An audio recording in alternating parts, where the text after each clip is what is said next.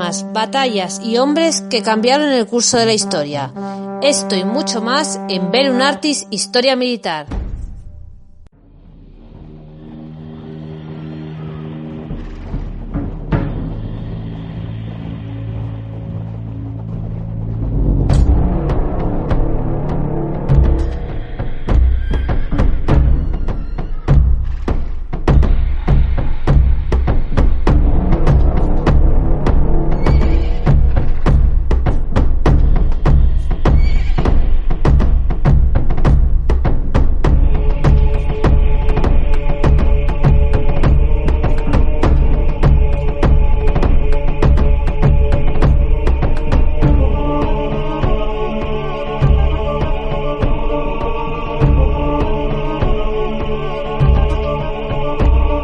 Gracias al Estrategicón de Pseudo Mauricio y a su análisis acerca de cómo combatían los eslavos y cómo había que enfrentarlos, podemos hacernos una idea de lo difícil que debía de ser combatir y avanzar por aquellas regiones. Máxime cuando los eslavos, que conformaban el grueso de los ejércitos ávaros en la década del 590, eran hábiles en extremo, combatiendo en pantanos y bosques y diestros en preparar emboscadas en ellos. Escondidos en la densa espesura, los eslavos acechaban con sus arcos armados con flechas envenenadas, o se emboscaban sumergiéndose bajo las aguas del río y pantanos usando cañas huecas para respirar y mantenerse ocultos hasta el momento de surgir, como demonios de las aguas, y atravesar a los romanos con sus cortos venados.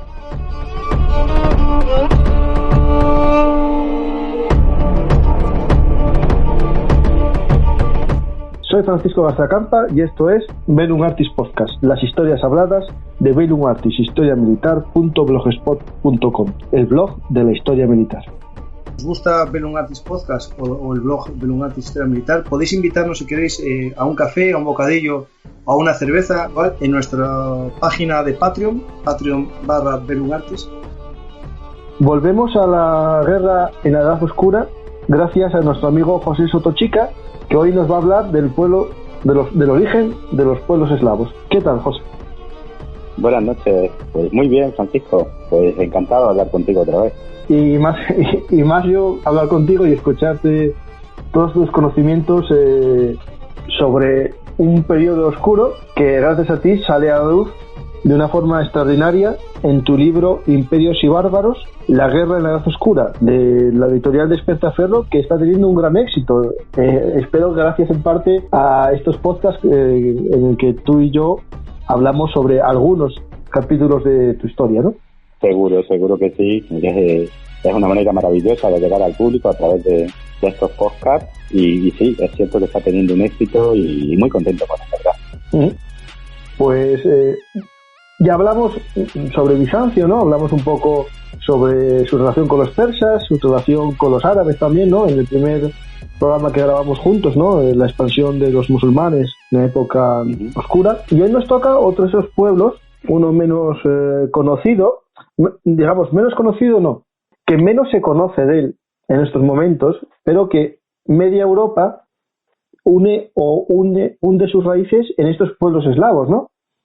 Sí, evidentemente la Europa eslava pues es más de la mitad de la Europa actual y en población exactamente igual, ¿no?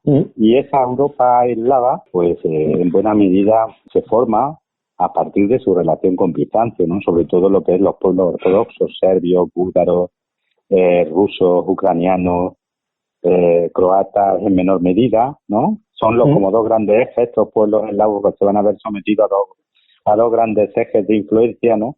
La germánica, en el caso de los eslavos occidentales, y en el caso de los eslavos orientales va a ser Bizancio su educador, sí. Pues yo creo que para comenzar este podcast nos tenemos que sumergir en momentos en los que hay pocas fuentes, ¿no? Antes del siglo VI hay pocos datos históricos escritos sobre los eslavos, ¿no? Tenemos que ir a yacimientos arqueológicos y un poco elucubraciones, ¿no? Para saber algo sobre ellos, ¿no? La mayoría de los historiadores suelen relacionar a los pueblos eslavos con algunas apariciones ya en época clásica, ¿no? Por ejemplo, Tácito en su Germania coloca un pueblo, a los Lugios, en lo que hoy sería el centro de Polonia, que la mayoría de los autores ya vinculan con los eslavos, ¿no? A ese pueblo de los Lugios, ¿no? Y también se habla de otro pueblo que son los vendos o vénetos, que también serían un pueblo eslavo, ¿no? Es decir, ya en la historiografía clásica aparecen una serie de pueblos que solemos vincular con los eslavos, aunque es cierto que estos pueblos están como en un segundo plano tras los germanos de la Germania Libera, de la Germania no conquistada por los romanos. Eran pueblos bastante más primitivos en cuanto a su organización social y en cuanto a su economía, y su origen se discute muchísimo, pero parece hoy haber cierto consenso en que surgirían en la zona de los grandes pantanos del Pripyat y en los bosques afines. Y para que el oyente se sitúe, estaríamos hablando de un surgimiento pues en la zona limítrofe entre Polonia, Bielorrusia y Rusia, en ese amplio marco de bosques y pantanos inmensos. El Pries, ¿no? Los pueblos eslavos. Lo que serían las marismas o lagunas del Pries, ¿no? Efectivamente, que fueron también muy célebres durante la Segunda Guerra Mundial. Efectivamente, sí. Pues justo ahí, en torno a esa región, tanto en la zona de los pantanos como en las grandes zonas de bosque, tenemos que hacer un poco de ecología, ¿no? Es decir, Europa ha cambiado mucho, ¿no? Es decir, estamos hablando de una Europa de inmensos bosques, casi amazónica, ¿no? Es decir, en la que, los asentamientos tal y como los conocemos de los eslavos surgían junto a los ríos, eran casi asentamientos en línea con respecto a los ríos, y detrás de esos pequeños asentamientos con sus pequeñas rozas o desbroces de bosque donde se practicaba una agricultura de subsistencia. Más allá había inmensos bosques que separaban unos asentamientos de otros durante días, ¿no? Y todavía habitaba el uro, ese gigantesco toro que desgraciadamente se extinguió en Polonia en el siglo XVII, el bisonte y toda una serie de grandes bestias, ¿no? Y que nos parecen inconcebibles, ¿no? Una Europa así tan salvaje, ¿no? Pues esa Europa salvaje fue la Europa de los eslavos. Sí, porque los bisontes siguen todavía algunos en los bosques, digamos, primigenios que todavía en la zona de Polonia, ¿no? ¿Queda todavía alguno? Sí, a los Wexas se pueden todavía ver al bisonte europeo. De hecho, se está reintroduciendo en toda Europa. Sí, en España hay algunos. Hasta el siglo XVIII no era especialmente raro en Europa Oriental. Habitaba en Hungría, en Rumanía, en Rusia, en el Cáucaso. Solo se conservó en Polonia, en Bielorrusia, gracias a digamos que primero al ser un animal de caza muy requerido, ¿no? Y luego pues se conservó en varios zoológicos, ¿no? Y fíjate, hoy se está incluso reintroduciendo en España, donde por cierto los bisontes desaparecieron en el siglo XII, es decir, hace tiempo, pero a mucha gente le sorprende que en la Edad Media hubiera bisontes. Sí. Los últimos bisontes españoles desaparecen en el siglo XII en Navarra. Sí, pues aquí en Asturias y la zona de los Pirineos sí que están metiendo alguno.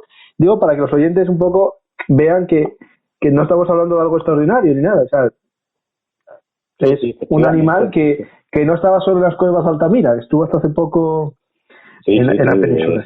En el siglo X, no solo el bisonte, también el caballo salvaje seguía habitando en toda la zona norte de España, el Sisac, y incluso parece que el uro no terminó de extinguirse hasta siglo VII, VIII, IX, en esa zona también cantábrica, y el encebro, que es un animal también maravilloso que teníamos en España, pues aguantó hasta el siglo XVII, es decir, que esa gran fauna europea pues no está tan lejos de nosotros, no está tan lejos. Sí. Pues entre esos animales, ¿no? Guardaban, digamos, estaban estos eslavos, digamos, no escondidos, sino arrinconados en los bosques, y usaban esos grandes ríos como vías de comunicación, ¿no? Entiendo que el canal de migración de esos pueblos sería los ríos, ¿no? Sí, ese es el canal de comunicación, va a ser también el canal de influencia. Estamos hablando de unos pueblos que están en un entorno boscoso, pantanoso, pero que están también situados en una serie de rutas comerciales muy importantes que comunicaban el Báltico con el Mar Negro. Y eso además les pone en comunicación con dos grupos que van a ser en cierta medida los grupos que van, no me gusta usar la palabra civilizar, pero sí a transmitir toda una serie de conceptos culturales, económicos y militares a los eslavos que estaban un poquito por detrás, ¿no? Es decir, esos grupos van a ser los germanos en el norte y en el oeste, y sobre todo, que siempre se nos olvida, pero que tuvieron un gran impacto en la historia europea, tanto para los germanos como para los eslavos, los pueblos de la estepa indoirania, es decir, los escitas, los sármatas, los alanos. De hecho, los primeros grupos eslavos que aparecen en las fuentes históricas, ya de una manera un poquito más extensa, es muy curioso porque tanto sus nombres, serbios, croatas, por ejemplo, ¿no?, como los nombres de sus caudillos son de origen iranio. Es decir, los iranios funcionaron como casta dominante de muchos de estos pueblos. O sea que, digamos, llegaron a influenciar en estos pueblos mediante las élites, ¿no? Las élites o eran iraníes o se iranizaban, ¿no? Efectivamente, eso es lo que sabemos. Es decir, por ejemplo, los nombres de serbio y croata son nombres iranios y pertenecían ya a tribus. Podemos encontrar tribus iranias con esos nombres y, de hecho, incluso los emblemas, los antiguos emblemas de muchos de estos pueblos eslavos proceden del mundo iranio. E incluso hubo un pueblo que podríamos llamar mixto, ¿no?, que aparece en los textos pues en el siglo V, que son los antas o antes, que van a dominar toda la zona sur de Polonia, de Bielorrusia, que es un pueblo a medio camino entre los eslavos y los iranios. Es decir, porque esa culturación o esa mezcla se dio de una forma particularmente intensa. ¿Y qué características pueden, digamos, tener estos pueblos eslavos que les diferencien, por ejemplo, de los germanos más cercanos o de los pueblos de las estepas? ¿Tienen alguna característica específica? Sí, aparte de su lengua, la lengua eslava es una lengua indoeuropea, pero es diferente tanto de las lenguas indoiranias como de las lenguas indogermánicas o germánicas. Es una lengua diferente, ¿no? Ellos tuvieron un contacto mucho más intenso con un grupo de pueblos, con dos grupos de pueblos no indoeuropeos, ¿vale? Los grupos urofineses, que les llamamos, o urálicos, que eran pueblos de lengua urálica o de lengua urofinesa, que habitaban en todo lo que serían los grandes bosques del norte de lo que hoy es Rusia. Tuvieron una gran influencia, una gran mezcla con ellos. Eso es un factor ya singular, ¿no? Es decir, esa mezcla de pueblos no indoeuropeos de lengua, ¿no? También tuvieron mucha relación con los pueblos bálticos, los letones y sobre todo los lituanos primitivos y antiguos pueblos bálticos que hoy han desaparecido, como los prusianos primitivos, ¿no? Por ejemplo. Y culturalmente tenían unas características muy propias, ¿no? Son pueblos agricultores y ganaderos, con una agricultura que era un poquito más primitiva en este momento en el que estamos hablando, pero también tiene una serie de características culturales muy llamativas, ¿no? En las que el grupo estaban divididos en muchas tribus. La mujer tenía una preponderancia social muy importante, como pasaba con los antiguos germanos. El derecho de hospitalidad era sagrado, es decir, quizás por haber estado situado en una serie de grandes rutas de comercio del ámbar y el comercio del oro que circulaba entre el Báltico y el Mar Negro, del que antes he hecho referencia, ¿no? El derecho de la hospitalidad era sagrado, es decir, lo señalan las fuentes. Por ejemplo, el Pseudo-Estrategicón dice que los eslavos era muy fácil viajar por sus tierras, que acogían a los viajeros, que los protegían y que, de hecho, si alguien ofendía o hacía daño a un viajero, los demás tenían derecho a hacerle la guerra. Es decir, esa característica de ser pueblos hospitalarios, receptores de viajeros, ¿no? Estuvo muy marcada culturalmente hablando. Y por lo demás, lo que podríamos destacar sobre todo es que eran pueblos muy guerreros también, sobre todo a nivel de lo que podríamos llamar pueblos dedicados al bandolerismo. Es decir, para ellos la guerra era un sistema de vida que complementaba los ingresos de una economía agraria muy pobre, ¿no? Y en donde el grupo social prácticamente era el clan. Si hablamos a veces de grupos, de tribus, de grandes pueblos, pero realmente estaban fraccionados en innumerables clanes que no eran más allá que familias extensas, ¿no? Y otra característica muy curiosa es la alineación de los asentamientos. Es decir, cuando vemos los asentamientos eslavos de esta época, los ríos y los lagos son esenciales, los poblados siempre van a estar junto a los ríos y los lagos, y se van a alinear esos pequeños poblados prácticamente seguidos, ¿no? De hecho, hay referencias en los textos bizantinos, en el estratégico, por ejemplo, o en Teofilactos y Mocata, que prácticamente se podía pasar de un poblado a otro sin solución de continuidad, ¿no? Es decir, por esta característica de que son pueblos fundamentalmente habitantes de ríos, de las orillas de los ríos y de los lagos.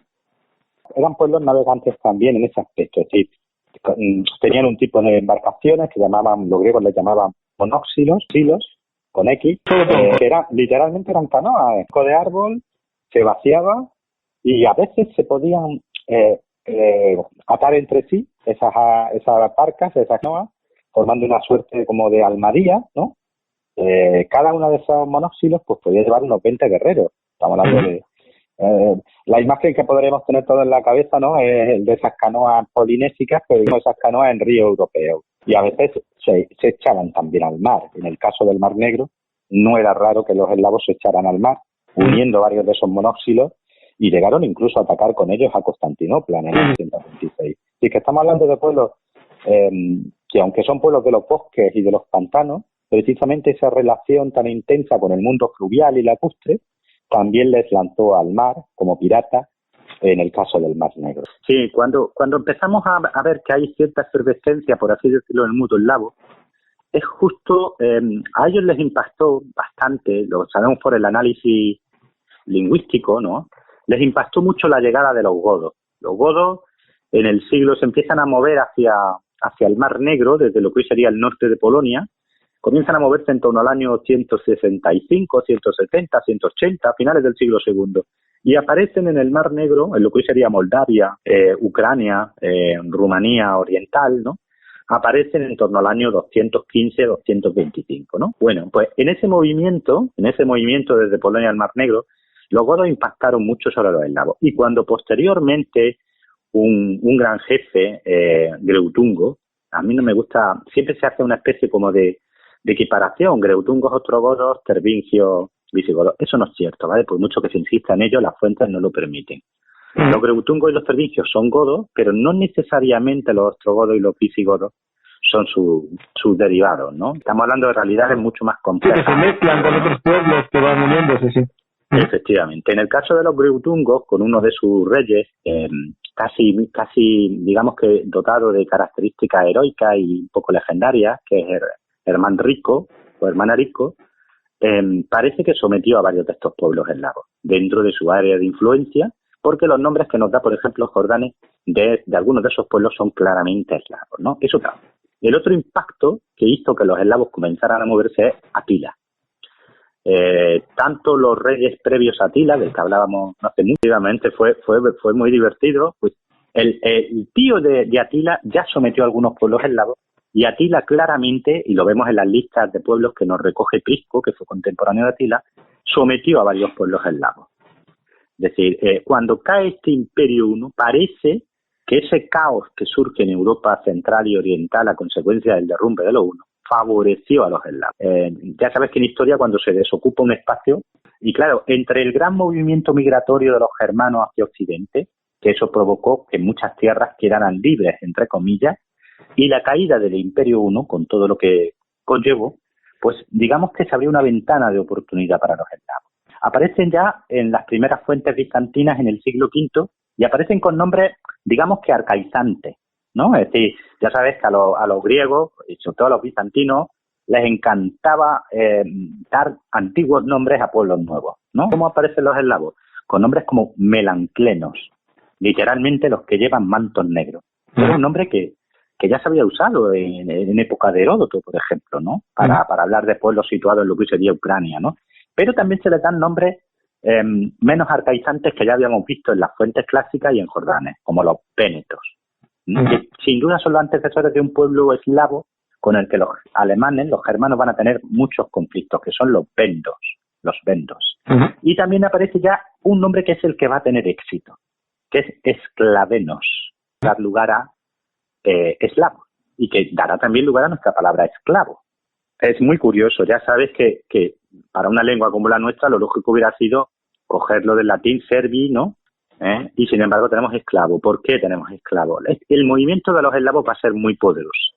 Es decir, hubo una especie como de boom demográfico producido porque las técnicas agrícolas aprendidas en otros pueblos, sobre todo de la zona del Mar Negro, pues propiciaron un aumento de la población. Y esos huecos o esa ventana de oportunidad que produjeron las migraciones germánicas y la caída del Imperio I, pues hicieron que los eslavos se expandieran, ¿no?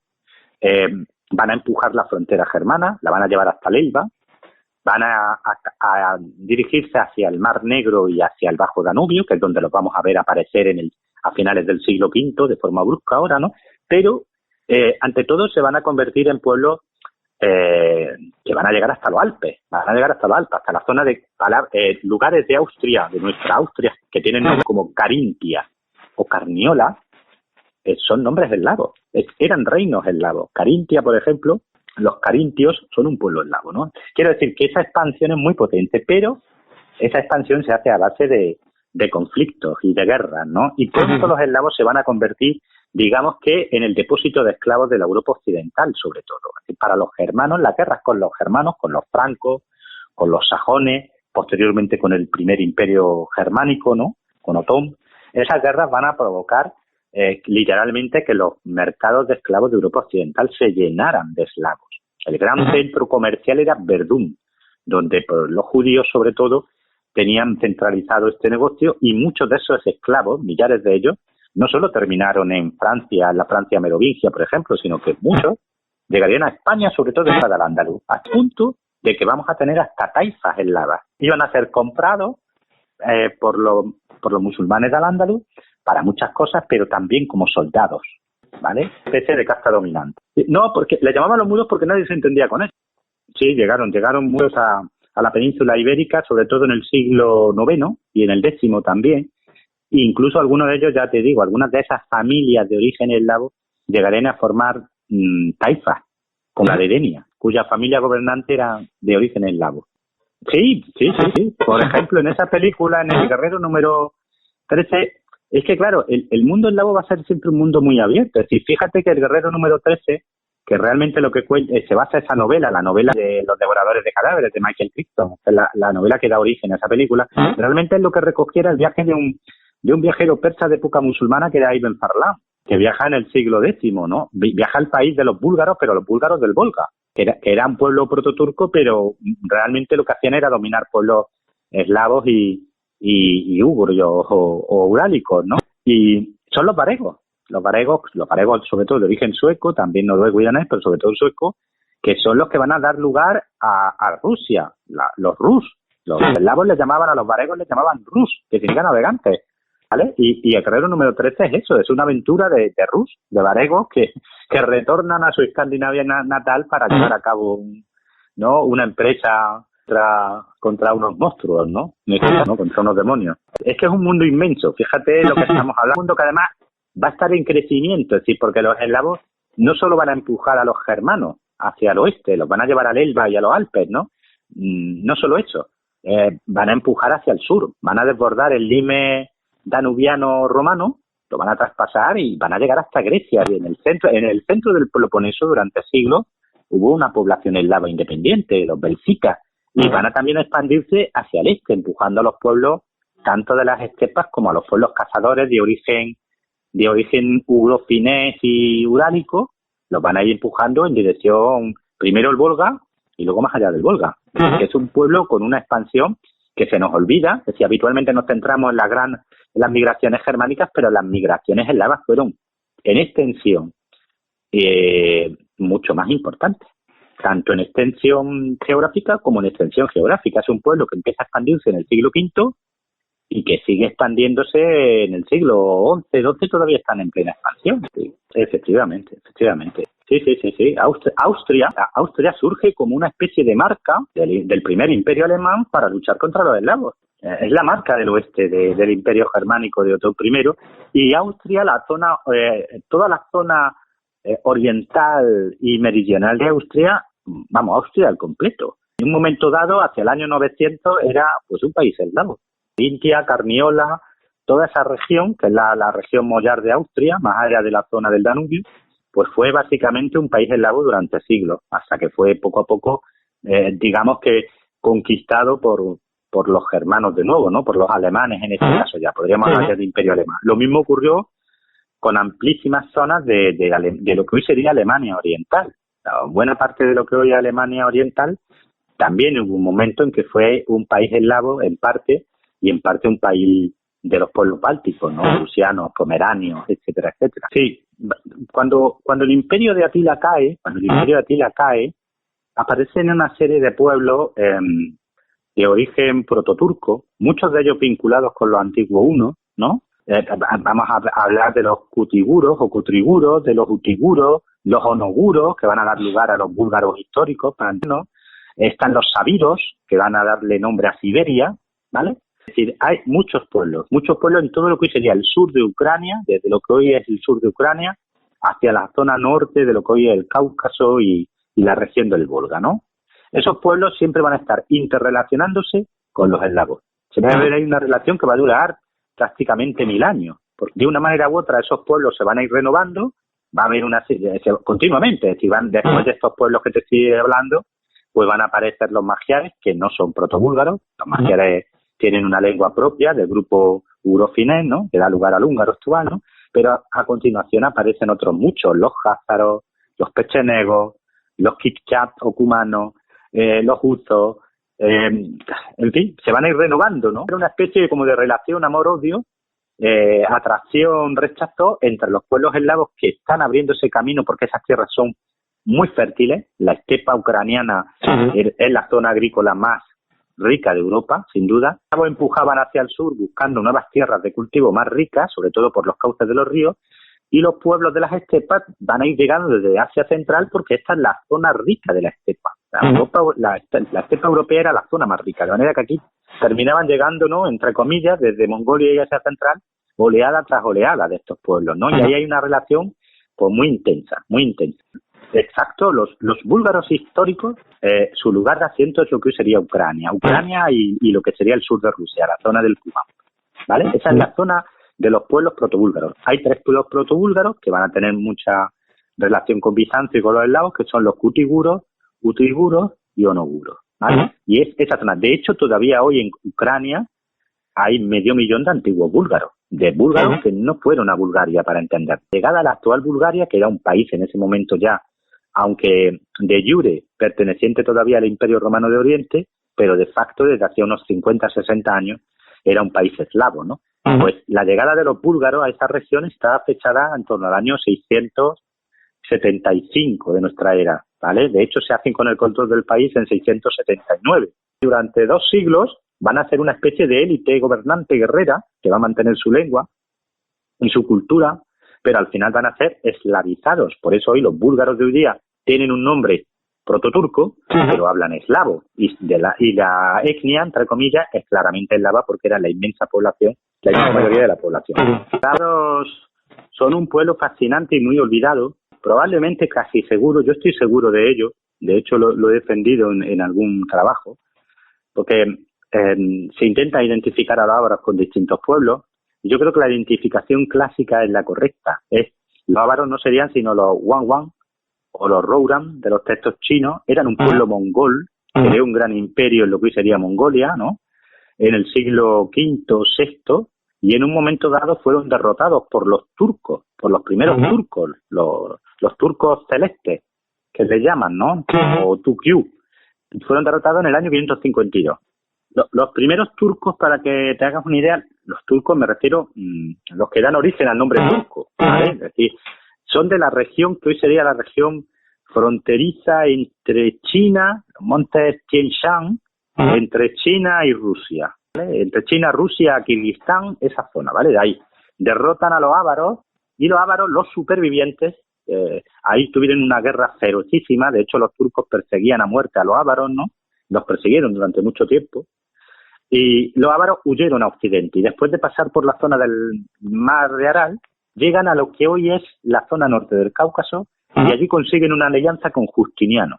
Este grupo de emigrados, de gente que huye, son de origen mongol, de lengua mongola, imagínatelos como mongoles, irrumpen en lo que hoy sería el norte del Cáucaso hacia el año 557-58, y Justiniano los va a tentar para luchar contra los protobúlgaros. Los utiguros atacaban continuamente al imperio, junto con sus aliados eslavos y antas, y entonces Justiniano los va a usar a los ávaros como martillo contra estos pueblos, y van a destrozar a estos pueblos, los van a someter. Los utiguros, los cutriguros, los onoguros, los antas, que ya te he dicho que eran un pueblo mitad indoiranio, mitad eslavo, son sometidos entre 561 y 565 por los ávaros. Y los ávaros llegan a lo que hoy es el Danubio.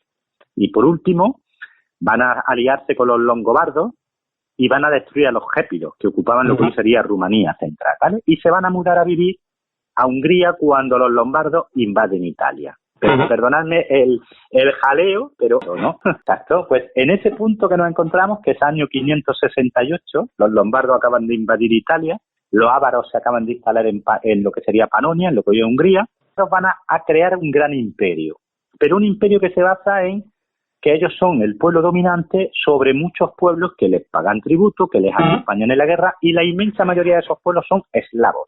De hecho, la expansión eslava, la gran expansión eslava, viene motivada por dos factores aparentemente contrapuestos. Uno, la hegemonía del imperio ávaro, es decir, los ávaros son capaces de organizar a esos pueblos eslavos tan desorganizados y de llevarlos a nuevos lugares, a nuevas conquistas, tanto contra los francos y los germanos. Los ávaros van a llegar hasta lo que hoy sería Borgoña, incursiones, y también hacia el sur, es decir, atacando y devastando el imperio bizantino, ¿no? Y el otro factor contrapuesto es lo contrario. Cuando el imperio ávaro comienza a tambalearse a partir de 626, esos pueblos eslavos hasta entonces, digamos que feudatarios del Jagán de los ávaros, comienzan a independizarse con ayuda bizantina. Exacto. Los ávaros tienen su impacto en Europa por tres cosas. Son los que introducen la cetrería, la cetrería lo introducen ellos, ya de una manera definitiva en Europa occidental. El estribo, sobre todo, el difusor es el pueblo ávaro. Y el otro es alguna terminología política. Por ejemplo, parte de los ávaros en su viaje a Occidente habían tenido mucho contacto con los persas. Y algunos títulos como margrave, muy medieval, ¿no? Grave, e incluso marqués, que da origen a marqués, ¿vale? También, margrave y marqués, ambos parece que fueron promovidos, entre comillas, por la influencia ávara. Van a permanecer en Europa hasta que los destruya Carlomagno. Así que tienen una larga historia en Europa. Habitualmente, si miráis lo que son los típicos mapas que hay en nuestros libros de texto, veréis que las flechitas de las invasiones eslavas hacen que esa zona se eslavice en el siglo VI. Eso no es verdad, no es cierto. Toda la zona al sur del Danubio, cuando realmente comienza a eslavizarse, es a partir del año 611. Ahora te voy a contar por qué. Antes de esa fecha hubo grandes incursiones de eslavos, de saqueo. Los eslavos cruzaban el Danubio y saqueaban las tierras al sur del Danubio, llegando incluso hasta Grecia, ¿vale? Hasta Grecia, el Peloponeso, e incluso asaltando Creta y las islas y la costa de Asia Menor con esos monoxilos de los que antes te he hablado, ¿vale? Pero eran incursiones de saqueo, no se establecían. Empezaron a establecerse a partir de 611. Primero por una razón, es decir, en 611 el sistema defensivo bizantino quiebra. El limen, la frontera del Danubio, se viene abajo, ¿vale? Ahora siquiera entramos en esas campañas, ¿no? Pero se viene abajo y empiezan esos pueblos a desbordarse y a instalarse. De hecho, su instalación fue muy violenta. La población original o fue exterminada, fue asimilada o fue expulsada. Pero de ahí viene, por ejemplo, que nos encontremos con pueblos de lengua latina, como los valacos, sectores de los actuales rumanos, de forma simple, ¿no? O los dálmatas, que llegaron hasta el siglo XX, las dálmatas de lengua latina. Esos dálmatas de lengua latina son los supervivientes de la población original de los Balcanes, que ya sabes que, exceptuando Grecia, era de lengua latina. La gente en Tracia, o en Mesia, o en Dardania, o en Iliria, hablaba latín, ¿vale? Pues estos son los supervivientes, ¿no? Lo que te quiero decir es que esa irrupción eslava fue masiva, que no fue como las invasiones germánicas, que eran grupos muy minoritarios, los galorromanos o los hispanorromanos, ¿no? No, estamos hablando de una gran masa de población, porque no solo eslavizan, digamos, los territorios donde se sientan, sino que tenemos constancia histórica de que la población original o huye a los bosques y allí permanece, como los albaneses. Los albaneses eran los ilirios probablemente, ¿no? Eran los pueblos ilirios menos latinizados, menos, ¿no? Conservaron su lengua probablemente, es la teoría más, digamos, que más aceptada sobre el origen de los albaneses, ¿no? Y se refugian en las montañas más inaccesibles para escapar a los eslavos, ¿no? Y lo mismo ocurre con los dálmatas o con los valacos, ¿no? Con los antecesores de los pueblos latinos de la zona balcánica y dalmática. Y esa eslavización es tan profunda que llega a Grecia. En Grecia, exceptuando Atenas, Patras una ciudad importante del Peloponeso, y Tesalónica, que fue reiteradamente atacada por los eslavos, el resto de Grecia se eslavizó por completo. Los séptimo, octavo, noveno, Grecia era un país eslavo, y después los eslavos. Lo que pasa es que luego Bizancio reconquistó Grecia y la volvió a helenizar lingüísticamente hablando, pero realmente la población griega actual, en buena medida, lo que es la población continental, no en las islas no, pero en la continental en buena parte, digamos que se eslavizó por esa potencia de la llegada de los eslavos a los Balcanes, ¿no? Sí. Además, fíjate, Francisco, había un factor también significativo, exceptuando, poniendo otra vez la comparación con los germanos, exceptuando algunos grupos, digamos que menos relacionados con el mundo romano, como podían ser los sajones, los anglos, los jutos, ¿no? El resto de los pueblos que entraron en el Imperio Romano estaban ya muy romanizados. Los godos, por ejemplo, ¿no? También, en cierta manera, los francos, en menor medida los lombardos, los longobardos, ¿no? Pero tenían ya una pátina, digamos, de civilización, ¿no? En el sentido que le daban los romanos a eso, ¿no? Efectivamente. Los eslavos llegan, digamos que llegan muy poco, no tienen un contacto cultural tan intenso con el mundo romano, ¿no? En este caso con el mundo bizantino. Entonces, ahí va a haber una labor que va a durar siglos de bizantinización, que sobre todo se va a hacer a finales del siglo IX y en el siglo X, vía conversión de los eslavos al cristianismo ortodoxo. Sí. Digamos que eran más bárbaros. Si queremos usar un símil romano, vuelvo a repetir lo de que estamos pensando y hablando como romanos, digamos que los eslavos eran más bárbaros. Y su instalación en los Balcanes fue más violenta. Es decir, la posibilidad de comunicación cultural, de interrelación cultural, de simbiosis, estas poblaciones y las poblaciones invadidas, era más precaria, era más difícil, ¿no? Ellos no entendían todavía el mundo urbano, por ejemplo. Entonces, muchas ciudades de los Balcanes, ciudades antiguas, ciudades como Sirmium o como Naissus, ¿no? Que fueron capitales del Imperio Romano en un momento, o Sérdica, la actual Sofía, pues prácticamente desaparecen por la marea eslava, ¿no? Porque por ese alejamiento cultural entre ese mundo todavía tan primitivo de los eslavos y el mundo que ellos invaden al sur del Danubio. Sí.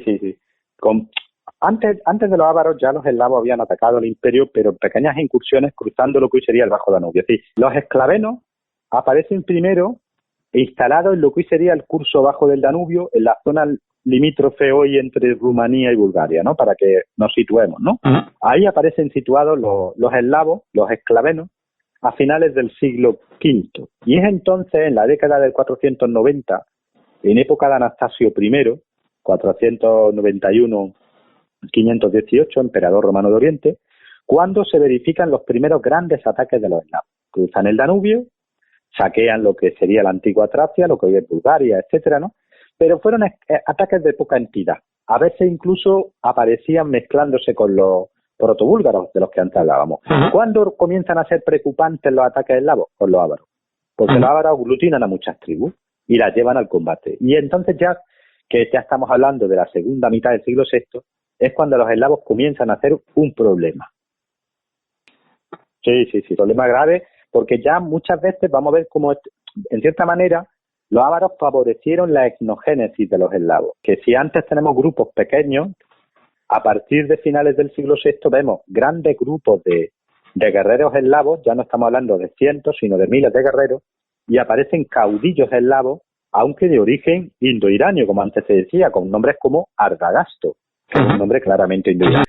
Pero ya estamos hablando de un pueblo que es capaz de enfrentarse en el campo de batalla o en campaña contra los ejércitos imperiales, pues de Justiniano y sus sucesores. Ya no estamos hablando de algo menor, estamos hablando de algo importante ya. Sí.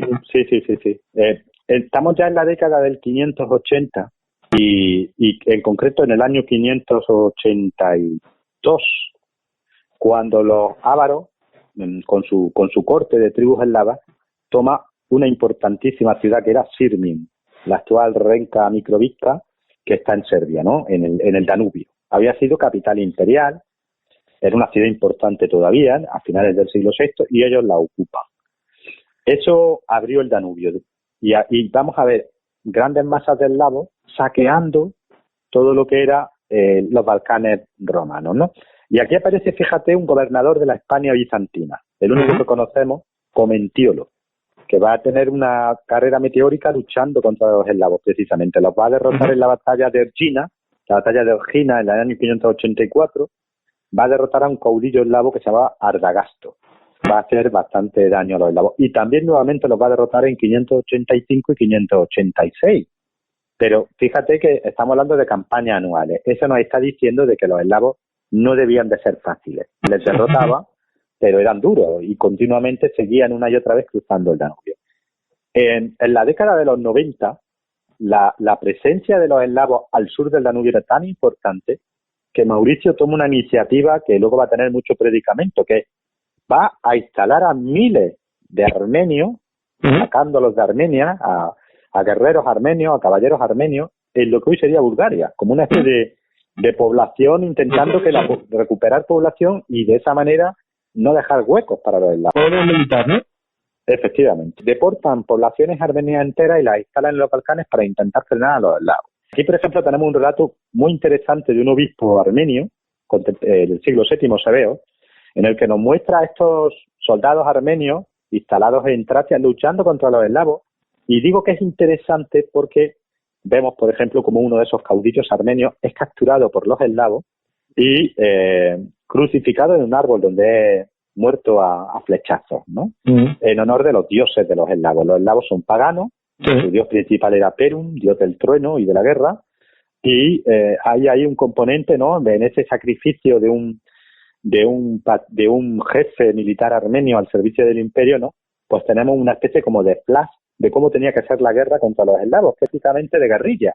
Los eslavos no solían presentar batalla a campo abierto, solían preferir las emboscadas y la guerra en el bosque y en los pantanos, ¿no? Y siguiendo con este relato, antes de llegar a Prisco, a partir del 592, poco a poco los bizantinos le van dando la vuelta a la guerra, van derrotando a los ávaros y a los eslavos. Y llegamos al año 599. Han restaurado el límite, han restaurado el Danubio como frontera efectiva, con una serie de campañas en las que mezclaban varios ejércitos de maniobra en tierra, pues con un apoyo naval muy importante por el Danubio. Los dromones bizantinos subían por el Danubio y por los otros ríos apoyando a las fuerzas de tierra, ¿no? Y ya se plantean en 599 dar un golpe, digamos que decisivo a los ávaros y a los eslavos, ¿no? Llegamos a la campaña por la que me preguntaba, la campaña del río Tisus. El Tisus es el actual Tisa y había sido el límite norte de la antigua Dacia. Así que vamos a ver de nuevo un ejército romano operando en Dacia. En Dacia, ¿no?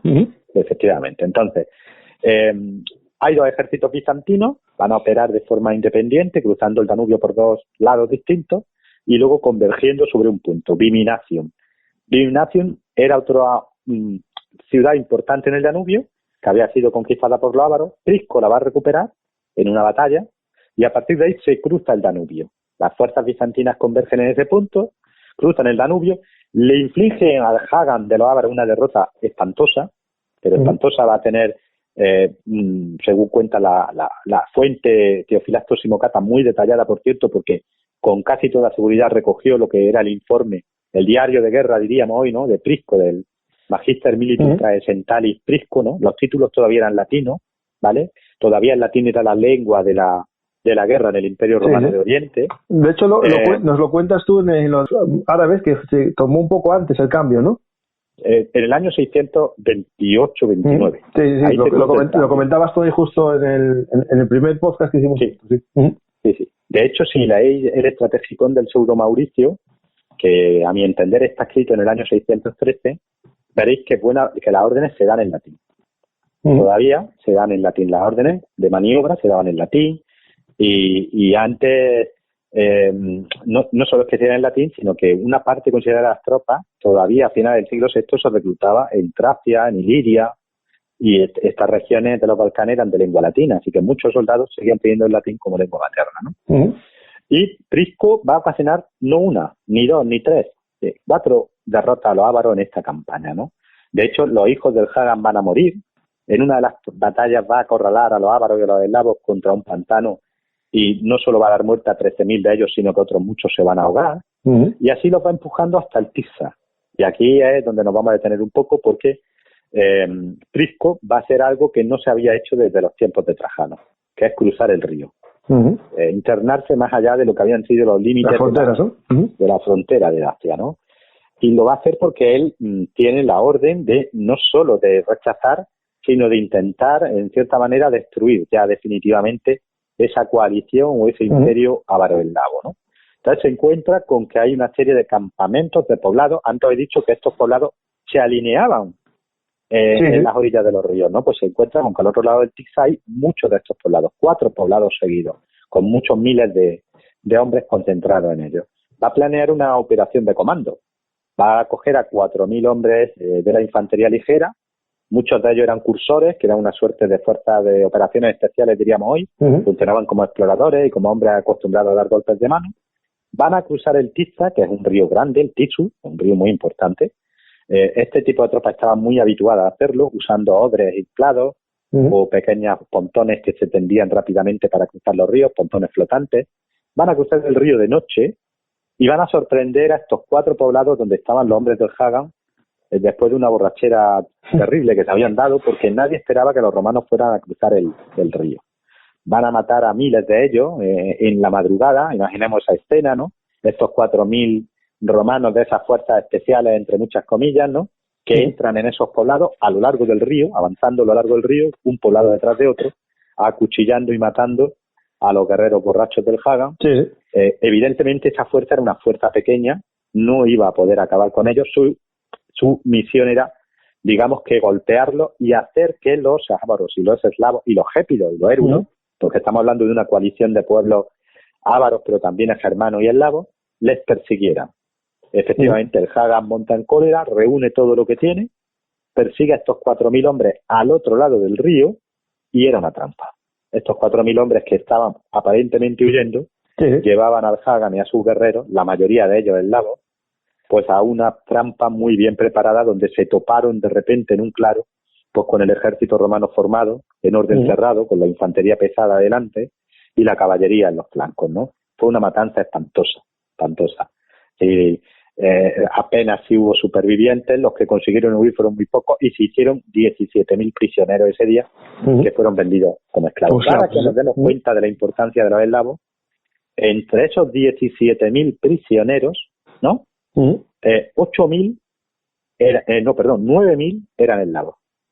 El resto eran 6.000 gépidos y érulos y tan solo 2.000 y algo ávaros. O sea, los ávaros eran, los ávaros o corrieron más para escapar o eran una minoría dentro del ejército, Efectivamente, eran una minoría, eran un pueblo dominante que gobernaba otros muchos pueblos eslavos y germanos, ¿no? Eran caballería pesada. Los ávaros formaban sobre todo caballería pesada. Y los eslavos eran infantería ligera, pero muy mal armada. Es decir, los eslavos de esta época llevaban o 2 venablos cortos, pequeños venablos cortos, ¿no? Es decir, no estamos hablando de largas lanzas, sino de venablos muy cortitos. Y otros iban armados con arcos, con la característica de que las flechas que disparaban eran flechas envenenadas. Les tenían mucho miedo los romanos porque eran venenos potentes y si no sajaban la herida a tiempo, morían rapidísimamente. Bastaba un rasguño para que te mataran. Eso era el armamento, no había más. Lo de las flechas envenenadas, que claro, que en Europa occidental nos parecen como más no dignas de la guerra, ¿no? No se habla mucho en los campos de batalla, pero en la zona de las estepas casi todos los pueblos las usaban de forma habitual. Podía ser por la caza, ¿no? Sí, se usaban mucho a nivel de caza. El Imperio Bizantino también las usó. De hecho, como anécdota, uno de los mejores emperadores bizantinos de la Edad Media, Juan Calomino, Juan el Bueno, Juan I Comneno, murió en un accidente de caza porque se hizo un rasguño con una flecha envenenada cuando iba a coger la del Carjás. Era algo que se usaba, ¿no? Pero digamos que los grandes maestros en el envenenamiento de flechas fueron los eslavos. Ese conocimiento tan íntimo del bosque que los eslavos tenían, pues se ve que les abrió la puerta, entre comillas, a los tóxicos, ¿no? Es decir, los venenos eslavos tenían fama de ser especialmente complicados de tratar, ¿no? Y eso y las hachas, una hacha de leñador, ni siquiera una hacha de batalla, pues es el armamento de estos pueblos. De hecho, por ejemplo, en un artículo que hay en el blog de hace tiempo sobre los eslavos originales, muy corto, de un colaborador, hay una ilustración y es nada más que un guerrero casi con unos pantalones de piel, ¿no? De antes. Y poco más, no tiene ni armadura, ni casco, ni nada. Bueno, me imagino nada, es muy precario todo. Hombre, los con el pillaje probablemente tendrían, irían mejorando el armamento, sobre todo en esa relación con los ávaros y con los bizantinos, pero la mayoría de los guerreros no llevaban nada encima de protección.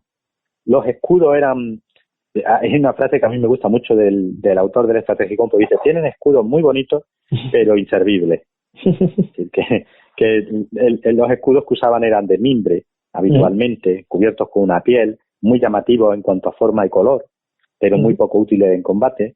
Y básicamente ellos, su fuerza ante todo era su capacidad para ocultarse en los bosques, para tramar emboscadas y también para ocultarse en los pantanos. Y aquí hay una argucia que yo creo que a los oyentes les va a gustar, que inventaron los eslavos, que hemos visto seguro todos en miles de películas, que es esa argucia que todos hemos visto alguna vez, que es la de cortar una caña hueca, sumergirte en el agua, ponerte en la boca y respirar por ella, ¿no? Eso lo hacían con mucha frecuencia los eslavos. De hecho, el autor del Estrategicón tiene un capítulo dedicado a la guerra con los eslavos, el libro 11, capítulo 4, y advierte de ello, de tener especial cuidado al penetrar en los ríos y en los pantanos, porque eso que tomáis por caña, pues probablemente sean eslavos sumergidos, esperando a que paséis para atacaros, ¿no? Entonces la manera era observar la posición de las cañas, si era natural o no era natural, y si uno visualizaba cualquier tipo de corte en esa caña. Claro. Y en ese caso decía que lo que había que hacer era empujar las cañas hacia abajo para obligar a los eslavos a salir, ¿no? Y es algo muy curioso, muy llamativo, pero era el fuerte de estos pueblos, la emboscada, el enmascaramiento, el ocultarse en los bosques, en asaltar cuando menos te lo esperabas. De hecho, las precauciones de los romanos eran múltiples, es decir, para luchar contra los eslavos había que tener siempre un cuidado en todo lo que era tanto el avance, un avance siempre con mucho cuidado por los bosques y por los pantanos, y fortificar siempre los campamentos, porque si no te exponía a que cayeras víctima, ¿no? de esas añagazas de los eslavos. Era más parecido, digamos así, un símil que los oyentes me pueden perdonar, un poco a los indios de Norteamérica, ¿no? Esos que... Sí. Cuando uno lee textos de la época sobre las campañas contra los eslavos, hay cierta, digamos que efectivamente, que nos perdonen, pero que esa imagen, ¿no? Esos indios de los bosques que vemos en las películas ambientadas en el 18, el último mohicano, los eslavos se pintaban para guerrear. Y muchas veces se adornaban con plumas, y con pieles, y con huesos, el pelo. Así que no creamos que la imagen es tan... No, es que casi el oyente o mucha gente no asocia ciertas cosas a Europa, pero claro, Europa antes de civilizarse, ¿no? A la romana, había pueblos que eran muy parecidos a los pueblos a lo mejor nativos de otros lugares, claro. ¿Hasta qué punto que cuando el autor del Estrategicón dice cómo luchan estos eslavos y cómo hay que combatirlos, dice, por ejemplo, que una de sus tácticas, cuando se decidían a pelear en campo abierto, no tenían formaciones, por supuesto, es decir, no tenían, digamos, que una estructura táctica compleja, simplemente era una masa de guerreros. Pues su mejor táctica, una vez que tú los veías, que impresionaba verlos, porque ya te digo, se solían pintar la cara, el cuerpo de colores vivos, o a veces incluso de cal, directamente blancos, pálidos, el pelo se lo adornaban con plumas y con huesos, ¿no? Bueno, pues cuando esa masa estaba dispuesta a combatir, lo hacían gritando, pero de una forma ensordecedora, al punto que advertía el autor del Estrategicón de que había que mantener la línea y no dejarse impresionar por ese griterío, porque si no rompían línea, lo que pasaba a continuación es que los eslavos no buscaban el choque frontal, se daban la vuelta y se internaban en el bosque, y había que tener entonces cuidado de no romper filas y perseguirlos, porque eso era lo que pretendían. Básicamente lo que hacían otros pueblos de las estepas a caballo, ellos lo hacían andando. Ellos lo hacían a pie y con el bosque como recurso, ¿no? Sí, así combatían, sí. Pero y luego fíjate, esa imagen de pueblo guerrero, pero muy primitivo todavía, es la que nos dan algunos textos de la época. Por ejemplo, hay un texto maravilloso para los eslavos que se llama Los Milagros de San Demetrio. San Demetrio es el patrón de Tesalónica. Tesalónica es la ciudad del norte de Grecia, la segunda ciudad más importante de Grecia, ¿no? Fue atacada 3 veces por los eslavos. La primera vez a finales del siglo VI y las siguientes 2 veces en el siglo VII, a principios, ¿no? El gran ataque eslavo fue el año 625.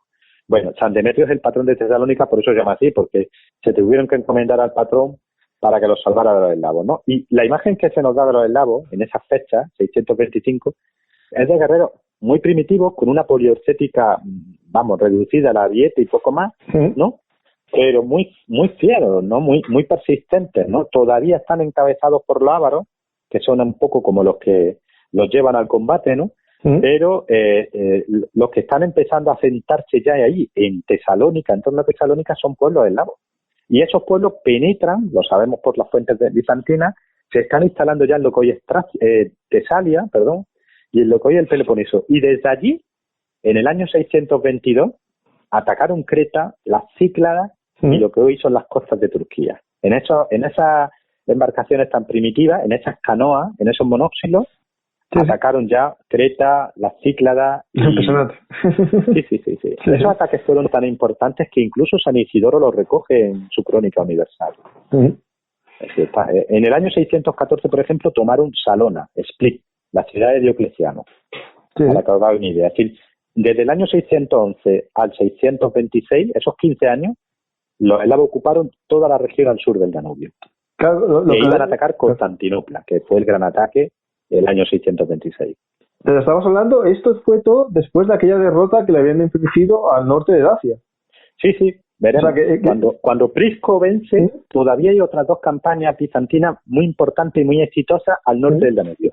La del año 600, 601 y 602. ¿Qué pasa? Que Mauricio, que era el emperador reinante, 582-602, era un hombre, por un lado, digamos que tenía dos grandes defectos. Uno era muy, ¿cómo lo diríamos? Digamos que era un hombre muy preocupado por el gasto y siempre quería reducir el gasto militar. Ya lo había intentado en varias ocasiones con el resultado de sublevaciones militares. José, era avaro. Era avaro, efectivamente. Y claro, guerrear contra los ávaros siendo avaro era mala idea, porque la guerra era cara, ¿no? ¿Cómo se le ocurrió a este buen hombre hacer economía? En el año 602 había puesto al mando del ejército a su hermano Pedro. Ese era el otro gran defecto de Mauricio, el nepotismo. Siempre estaba dispuesto a nombrar a sus familiares, aunque no fueran tan competentes como el resto, ¿no? A Prisco, que había sido muy competente, lo quita y nombra a su hermano. No fue mal general Pedro, ¿vale? No fue mal general. Pedro guerrea exitosamente contra los eslavos en 602. ¿Y cuál es su sorpresa? Que cuando se dispone a volver a las bases, al sur del Danubio, su hermano dice, no, acampa al norte. Claro, para ahorrarse dinero, porque la ley hacía que si los soldados acampaban dentro del imperio, había que provisionarlos, pero si acampaban en territorio enemigo, eran ellos los que se tenían que proveer mediante el saqueo. Problema, que acababan de saquear ese territorio en la primavera y el verano. Acampar en ese momento al norte del Danubio era condenar a los soldados a pasar hambre. Claro, porque tampoco había grandes ciudades que te pudiesen abastecer. No había, nada. Efectivamente. ¿Qué hacen los soldados? Proponen a Pedro como emperador contra su hermano. Pedro se niega y a continuación elevan sobre el escudo a un centurión. Focas. Bueno, eran los Focas. Hablamos de él ya. Focas, claro. que era un centurión, pero era además un animal, era un animal. Bueno, pues era un animal, pero era inteligente. ¿Qué hace antes de marchar contra Constantinopla? Pacta con el Hagan ávaro, que estaba deseoso. Al Hagan le habían dado de todo, ¿no? Le habían dado de todo los romanos durante 3 años. 599-602 lo habían derrotado reiteradamente, ¿no? Y Foca le dice, el Danubio como límite y te pago un subsidio. Y tú respetas la paz. Y firman 602.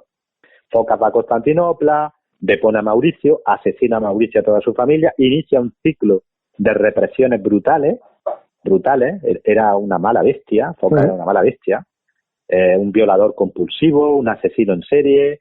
Las purgas de Foca son alucinantes, los detalles son tremebundos del tipo de torturas y de ejecuciones que él practicaba, te ponen los pelos de punta, ¿no? Pero mantuvo la paz con los ávaros. ¿Qué pasa? Cuando Foca cae, lo derroca a Heraclio y muere, el Hagan ávaro ve su oportunidad. Y en el año 611 cruza el Danubio con los eslavos. Heraclio, ya sabes que estuvo en mitad de una guerra a muerte con Persia, no pudo atender a la frontera del Danubio. Y son los años esos los que aprovechan los eslavos para expandirse. A los oyentes, José, hay que recordarles que tenemos un podcast sobre Heraclio, el primer emperador cruzado, ¿no? Efectivamente. Que es muy interesante, o sea, que lo busquen en el historial, que está muy bien ese. Y entonces tenemos esa expansión, ¿no? Digamos, por los pueblos, voy a decir una burrada, ¿no? Que se conocen como la actual, como Yugoslavia, ¿no? En nuestro siglo XX, ¿no? Sí. No es ninguna burrada. Es cuando aparecen estos pueblos, serbios y croatas aparecen ya con esos nombres en época de Heraclio. Sí.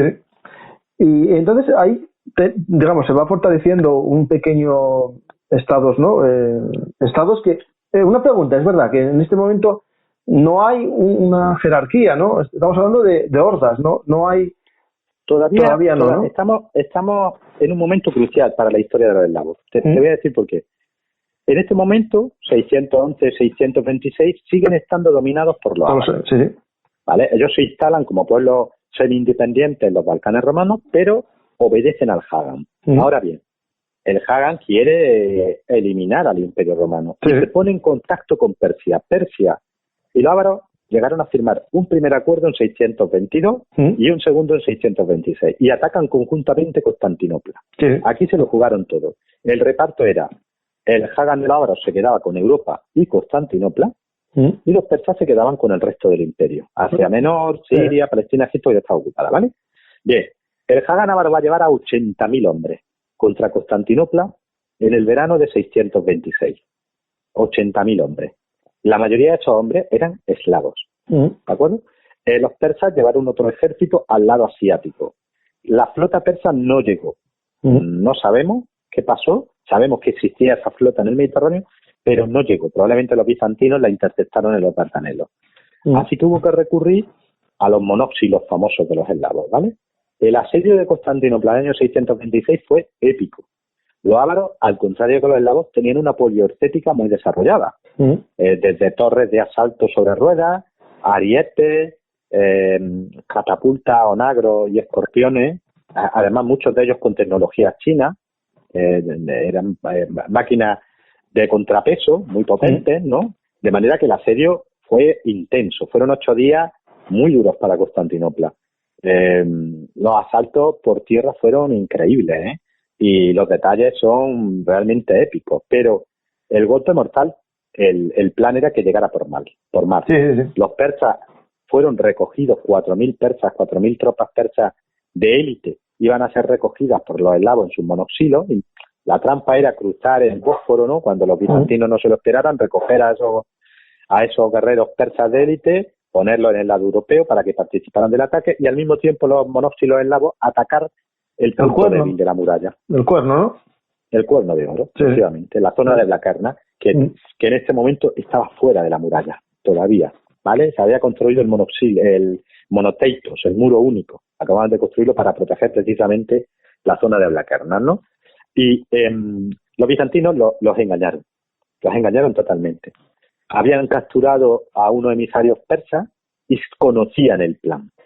Entonces ocultaron sus barcos de guerra en un punto del Cuerno de Oro donde no eran visibles, dejaron que los eslavos por miles en sus canoas, en sus monoxilos, se echaran al mar, dejaron que un grupo de ellos cruzara hasta el lado asiático para cargar a los persas en sus barcas y en ese momento cayeron sobre ellos. Hundieron a los persas y a los eslavos y a los que estaban en el Cuerno de Oro los engancharon también con los dromones, con sus toxobolistres, que eran una especie de catapultas lanzadoras de dardos que iban en los barcos. Todavía no estaba el fuego griego, ¿vale? Y claro, un dromón de los grandes, pues no, un monóxilo pues como que lo aplastaba, ¿no? Es decir, fue una matanza espantosa. Es decir, murieron miles de guerreros eslavos. Los que llegaron a la playa fueron machacados por los armenios que estaban defendiendo ese sector del muro y miles de cabezas comenzaron a aparecer en el lado de la muralla terrestre. En ese momento los ávaros, con los búlgaros, los érules, los gépidos, los eslavos, estaban atacando las murallas del lado de tierra. Cuando empezaron a ver en las lanzas de los romanos, de los bizantinos, miles de cabezas de eslavos, en ese momento todo se vino abajo. Los eslavos que estaban con los ávaros huyeron y todo se vino abajo. Es decir, acabó el sitio. Al día siguiente los ávaros quemaron sus propias máquinas de guerra y desaparecieron. ¿Qué pasó? Pues que el prestigio guerrero de los ávaros se vino abajo. ¿Y qué ocurrió con los eslavos? Que comenzaron a sublevarse contra los ávaros. Efectivamente. Digamos que decidieron ser ellos los dueños de su destino, ¿no? En ese momento. Efectivamente, ayudados por Bizancio, porque Bizancio no era tonto. ¿Qué hace Bizancio? Comienza a enviar oro y lo que llamaríamos asesores a los eslavos. Y los eslavos además buscan, entre comillas, la seguridad que les daba ser ahora vasallos del Imperio Bizantino frente a los ávaros. ¿Quién es el primero que conocemos que se subleva? Un comerciante franco a este mundo del oeste, entre comillas, ¿no? Antes hemos hecho el símil de los eslavos como indios, ¿no? Pues este mundo de los bosques, del comercio de las pieles, de los esclavos, de la cera, de la miel, llegaban también muchos comerciantes francos, ¿no? A hacer fortuna entre los eslavos. Algunos de esos francos, esos comerciantes, imagínatelos como los vikingos y los varegos, ¿no? Sí. No solo eran comerciantes, eran guerreros también. Comerciaban y guerreaban. Y muchos de ellos terminaron siendo jefes, incluso reyes, de grupos eslavos. Uno de ellos fue Samo. Samo es un franco que tiene éxito en lo que hoy sería Checoslovaquia, aproximadamente, ¿vale? Y él se va a sublevar, apoyado por Bizancio, contra los ávaros y los va a derrotar. La fecha probablemente fue el año 627. Y va a crear su propio reino independiente. Ese es el primero. ¿Vale? Lo que dará origen a la Gran Moravia. Sí. Los moravos son un grupo eslavo que dan nombre a Moravia, que es una región de la actual Chequia. ¿Vale? Pues el primero de esos reyes eslavos de origen franco va a ser Samo. Sí. Y luego los serbios y los croatas le piden a Heraclio que el poder instalarse legalmente en el imperio. Claro, Heraclio ya daba por perdida esas tierras, así que no le importó. Le dijo, de acuerdo, porque los va a usar como barrera frente a los ávaros. Serbia y Croacia surgen ahora con un compromiso entre sus reyes, sus caudillos, y el emperador romano Heraclio, que les da tierras como una suerte de foederati, de federados del imperio frente a los ávaros. A mí siempre me da votación, no sé si tendrá alguna explicación, porque ahora estoy un poco perdido, entre los croatas y los serbios, ¿no? Que los croatas... La lengua es la misma. Sí, justo, sí. Un croata y un serbio no lo distinguen. Sí, hablan la misma lengua. Es la misma, sí, no tengo dudas. Es exactamente igual, el serbo-croata. La diferencia es cultural en el sentido de que los serbios adoptaron en el cristianismo ortodoxo en el siglo ya noveno-décimo, ¿vale? Todavía en el siglo XI había cierta dosis de paganismo, ¿vale? Y los croatas van a ser evangelizados por misioneros llegados desde Occidente. Sí. Entonces van a ser católicos, ¿no? Entonces, esa es la diferencia. Es una diferencia cultural y religiosa, pero no lingüística. Justo, ¿no? Es que lo que te iba a preguntar eso, que al final los croatas, o dálmatas, ¿no? En algún momento... No, los dálmatas... Fíjate que es que los dálmatas fue un pueblo que sufrió el genocidio del mariscal Tito.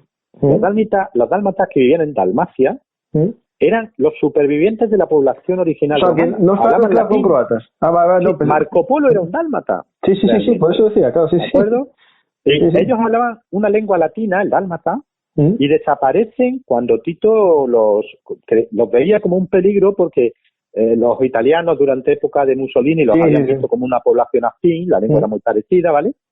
Y entonces los deportó. Los deportó a la zona de Trieste, a la zona límite con Italia, y este pueblo, que ya estaba muy debilitado, pues pierde su identidad, entre comillas, y su lengua en los años 40, 50, 60. Sí, pero hace poco salió que casi había desaparecido el último que hablaba el dálmata. No, por eso es que me lié porque pensé que al final que los croatas y los dálmatas se habían unido más o menos en... Bueno, porque los croatas se fueron instalando entre los dálmatas. Eso, justo, en la costa, ¿no? Cuando la primera cruzada, 1095-1096, ¿no? Los cruzados que pasaron por ahí, que fueron los de Raimundo de Saint-Gilles, los de Tolosa, se tuvieron que abrir camino peleando contra las tribus croatas de Dalmacia, que eran todavía paganas y que continuamente en cada cruce de río, en cada valle, en cada ensenada, les ofrecieron resistencia a los cruzados. Entonces el momento, digamos, en que se diferencia... la pregunta que te hacía era porque ese territorio que siempre más o menos dependía de Bizancio, me parecía un poco extraño que los croatas fuesen católicos, pero claro, al final la influencia era más de Venecia, ¿no? Claro, porque la frontera, entre comillas, si te das cuenta, la antigua frontera del Imperio Romano de Oriente está ahí. Está justo en la línea de separación de lo que sería la Bosnia-Serbia de la Bosnia-Croata. Así es que las fronteras son muy cabezonas. Y cuando el Imperio reconstruye su poder en los Balcanes, que lo va a hacer, los Balcanes van a ser de nuevo parte del Imperio Romano de Oriente a partir de las conquistas de Basilio II, el matador de búlgaros, el búlgaróctono, 1014, hacia 1014-1018, toda esa región vuelve a estar dominada por los romanos, ¿no? Pues la línea fronteriza con Hungría, con el imperio, con el reino húngaro, va a estar ahí. Sí. Va a estar ahí, justo ahí. No, es increíble. Entonces, los croatas van a quedar del lado húngaro, para entendernos. Sí, y de hecho después de tiempo fueron más o menos también con nosotros. Exacto. Sí, pues vamos viendo un poco, ¿no? Esa expansión que logran asentarse, ¿no? En la zona balcánica, más o menos en la zona actual de Yugoslavia, ¿no? Sí. Y después, una vez que hay la rebelión de Samo, ¿no? Se crea la Checoslovaquia, Eslovaquia, los territorios empiezan a habitarse, digamos, estados, ¿no? Estados. Sí, el primer estado es ese, la Gran Moravia, le llamaban así. La Gran Moravia, la Moravia eslava, va a ser el primer estado organizado de los eslavos, ¿vale? Después llega un pueblo, ¿no? Otro pueblo que se une a este berenjenal, ¿no? Que son los Asparuk. ¿Los? Asparuk. Asparuk es el jefe de los búlgaros noguros. Eso, de los búlgaros. Pero esos llegan. Ellos vienen de lo que hoy sería la zona ucrano-rusa, la zona del Don, a grosso modo, ¿vale? Del Don Kubán. Habían creado un imperio con Kubrak. Kubrak era el hijo adoptivo de Heraclio. Kubrak sublevó a los búlgaros contra los ávaros en el año 630, ¿vale? Y creó un imperio. La tumba de Kubrak se encontró, por cierto, ¿vale? Puedes ver el tesoro hoy en el Hermitage de San Petersburgo y en Moscú. No, sí, lo vi. y Kubrak va a crear un imperio búlgaro. Pero cuando él muere, se divide entre su hijo. Y este imperio búlgaro, digamos que va a empezar a caer bajo la presión de otro pueblo, que son los házaros, que a su vez eran una división de los turcos. ¿De acuerdo? Y entonces, Asparuk no se quiere someter. Y entonces lleva a su pueblo al Danubio. Y lo cruza. Y comienza a dominar a las tribus eslavas de lo que sería el norte de Bulgaria. Y entonces el imperio ve ahí un peligro. Y dice, bueno, nos hemos deshecho de los ávaros, que están ahora en Hungría muy tranquilos, ¿no? En lo que hoy es Hungría, en Panonia. A ver si ahora tenemos otro pueblo de la estepa aquí reuniendo tribus eslavas en torno suya y tenemos otra vez el problema, ¿no? Y entonces el emperador Constantino IV, que había vencido a los árabes en el gran asedio de Constantinopla de 674-678, emprende una campaña por todo lo alto, con la flota por el Danubio y el mar y un gran ejército por tierra en el año 679. Pero va a ser derrotado. Asparuk lo va a derrotar totalmente en 679 y va a crear el reino búlgaro, en lo que hoy es Bulgaria. Bulgaria, ¿no? Eso es más o menos las fronteras muy parecidas. Sí, desde el Danubio hasta las afueras de lo que hoy sería, hasta lo que hoy sería la Turquía europea, para que se hagan idea. ¿Vale? Lo que pasa es que la Bulgaria histórica va a seguir creciendo, va a conquistar todo lo que hoy sería Macedonia, la República de Macedonia Norte, todo lo que hoy sería Serbia, todo lo que hoy sería la zona de Montenegro incluso y parte de Albania. Todo eso va a caer bajo dominio búlgaro. A costa de los eslavos, ¿no? Gran parte de los eslavos que pasan a estar sometidos por los búlgaros. Sí. Un dominio muy laxo, pero este pueblo de las estepas va a ser una especie de élite dominante hasta que se vaya eslavizando. Y después tenemos, yo creo que es este momento, ¿no? En el que otro emperador, Justiniano II, ¿no? El Rinometros, ¿no? El Rinometra, el emperador de la nariz cortada. ¿no? Y era por algo, o sea, el nombre o era un apodo que o sea, ¿la tenía cortada de verdad? Era verdad porque en este momento en el Imperio Romano de Oriente se había establecido que un emperador desfigurado no podía reinar. Entonces ya no se asesinaba al emperador que se deponía, sino que se le desfiguraba. Se le solía cortar la lengua y la nariz. ¿De acuerdo? A él cae, él reina de 685 a 695, era un emperador brillante y al mismo tiempo era un hombre de pasiones. Digamos que una mente muy, muy bien amueblada, un buen gobernante, pero con una característica era que era una persona incapaz de contenerse, perdía los nervios y era muy violento. Entonces eso le granjeó evidentemente muchas enemistades. Hay un golpe de mano en Constantinopla por parte de los descontentos y él es depuesto. Y se le corta la nariz y la punta de la lengua y se le manda al Quersoneso, a lo que hoy es Crimea, pensando que allí ya encarcelado allí y sin nariz no iba a dar problemas, pero sí lo dio. Se escapó, se engatusó al Hagan de los házaros el pueblo turco dominante de lo que hoy sería Ucrania, sur de Rusia, ¿no? Se casó con su hija y cuando Apoyo Házaro volvió y en una operación de comando, entrando en Constantinopla por el acueducto Valente, así metiéndose dentro del acueducto, entra en Constantinopla y se hace otra vez emperador de 705 a 711. Y sin nariz y sin lengua. Sí. Y él fue el primero que empezó en una campaña en que él, para que te haga una idea, tuvo que abrir camino entre Constantinopla y Tesalónica. Esa zona costera de lo que sería el norte de Grecia estaba poblada ya por tribus eslavas, que él tuvo que dominar. Y fue el primero que empezó a deportar a docenas de miles de eslavos a Asia Menor, para usarlos como población y como soldados contra los árabes. Sí. Pues ya, digamos que más o menos aquí estamos acabando un poco, ¿no? Este viaje al siglo VI, y yo creo que podríamos acabarlo un poco con una visión de esos pueblos eslavos en el siguiente siglo, ¿no? En el siglo VIII. Estamos en el séptimo y en el siglo VIII. ¿Qué sucede con ellos? ¿Se afianzan? ¿Desaparecen algunos de ellos? Vamos a hacer un bosquejo general. Vamos a tener pueblos eslavos en los Balcanes, semi-independientes, como pueden ser los serbios, los croatas, ¿no? Divididos en muchos principados, todavía paganos. Si nos situamos en torno al año 700, todavía paganos. Tenemos a los búlgaros dominando a otros muchos grupos eslavos en lo que sería Bulgaria, básicamente. Tenemos pequeños grupos de eslavos independientes en lo que hoy es Grecia, hasta el centro del Peloponeso incluido, ¿de acuerdo? Tenemos a docenas de miles de eslavos instalados como colonos militares en Asia Menor por los bizantinos, que iban repoblando con ellos las fronteras para crear una especie como de marcas fronterizas frente a los árabes, ¿no? Y en el otro lado, es decir, al norte del Danubio, tendríamos un reino cada vez más fuerte, que es Moravia, la Gran Moravia, que sería Chequia, ¿no?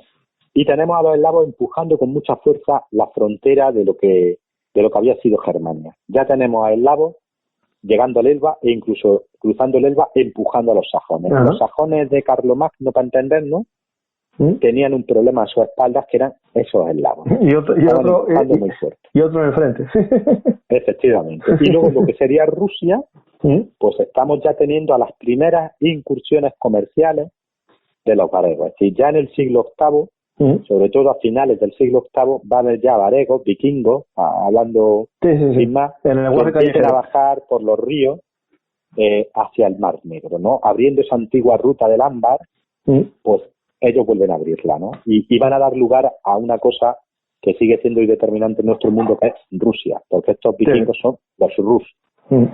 Eso eran los eslavos hacia el año 700. Venga.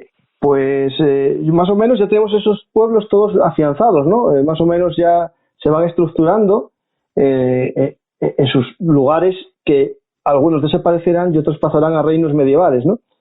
Pues, José, yo creo que más o menos vimos lo que teníamos que ver, ¿no? Porque al final no es lo que íbamos a contar, ¿no? A contar los orígenes y en el siglo estamos cuando realmente van a desaparecer algunos, otros se van a afianzar, como tú dices, y de algunos de estos pueblos van a surgir reinos medievales. Pues ya tenemos otra historia que contar algún día, ¿no? Sobre estos reinos medievales. Y claro. José, hablaremos. Muchas gracias por estar conmigo contando historias, y piensa alguna más para que nuestros oyentes disfruten contigo de la historia militar de la Edad Oscura, ¿no? O si quieres, de edades menos oscuras que estas, porque conociéndote tú sabes de todo. Pues claro que sí. Te cojo la palabra porque yo me lo estoy hablando contigo, y sobre todo pues tratando de trasladar la pasión que tengo por la historia pues a tus oyentes. Sí. Pues José, elige un tema y en la próxima estamos juntos con nuestros oyentes. Y José, recordar los oyentes que el libro de José Sotochica, Imperios y Bárbaros, la guerra de la Edad Oscura, os llevará a un momento único de la historia y desconocido para muchos, que es la caída del Imperio Romano de Occidente y el mantenimiento, digamos, de las fronteras del Imperio Romano de Oriente, ¿no? Sí. Pues nada, José, sí. Pues hablamos, muchísimas gracias, y un fuerte abrazo para ti y para todos tus oyentes. Muchas gracias, José, y hasta la próxima a todos los oyentes de Velum Artis Podcast. Espero que disfrutéis de este podcast y deis a me gusta y ya sabéis, compartir los redes para que llegue a más gente. Muchas gracias a todos y especialmente a José.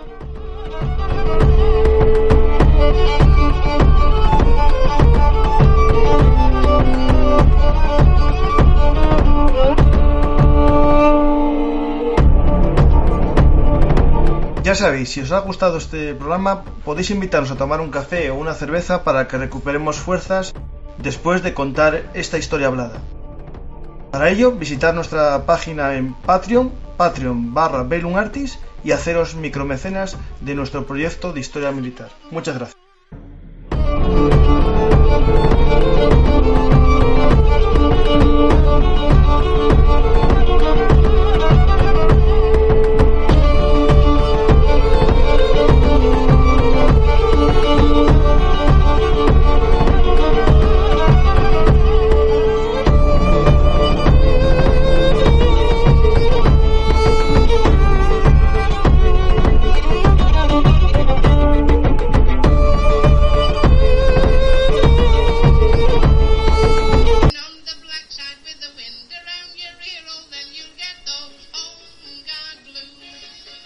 Ya sabéis, Velum Artis, historia militar es historia hablada.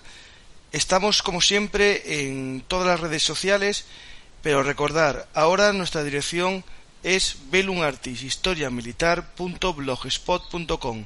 No os olvidéis, Velum Artis es el blog de la historia militar. Muchas gracias.